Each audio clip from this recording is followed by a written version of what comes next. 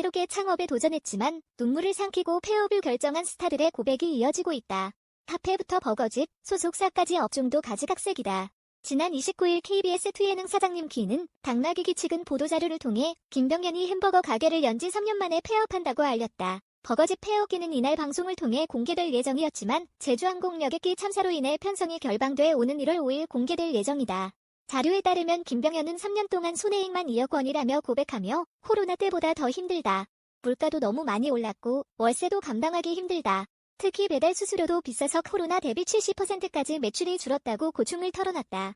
창업 당시 3천만 원을 들인 홀과 주방의 식기구는 중고가로 110만 원이 책정돼 충격을 안기기도 했다.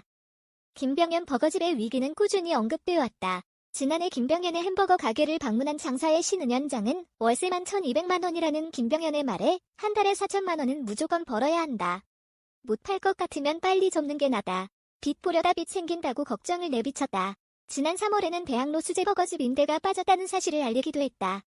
폐업 소식을 알린 스타들은 김병현뿐만이 아니다. 지난 크리스마스 이브 개최된 플라워 25주년 콘서트를 하루 앞두고 컬투쇼 녹음에 출연한 가수 고유진은 10년 정도 운영하던 카페를 정리했다고 알리며 카페 운영이 얼마나 힘든지 안다고 자영업자들에게 응원의 마음을 전했다. 이효리의 남편 이상수는 지난 6월 2년 만에 제주에서 운영했던 음악 카페 영업을 종료했다.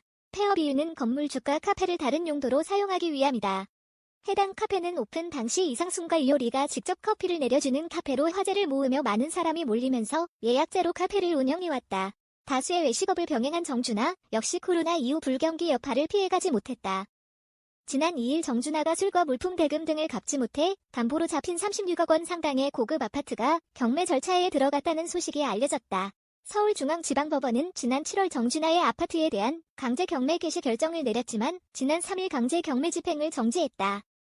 정준하는 억울함을 호소하며 법적 조치를 취하겠다고 알렸다. 앞서 정준하는 얼굴천재 타은수에 출연해 운영 중인 횟집의 매출과 어려움을 토로했고 가게를 5개 하는데 하나가 8년 만에 문을 닫는다. 코로나 3년을 버티며 운영했지만 결국 폐업할 수밖에 없었다고 말했다. 유명 셰프들 역시 폐업을 피하지 못했다. 정우영 셰프는 지난 9월 연희동 매장 폐업 소식을 전하며 손님이 없는 날은 하루 매출 0원, 월세와 인건비 등 매달 1,000만 원 적자였다며 잦아진 방송 활동의 이유를 고백했다. 송훈 셰프 역시 핫도그 가게 창업 1년 만에 7억 원을 날리고 폐업했다고 밝혔다.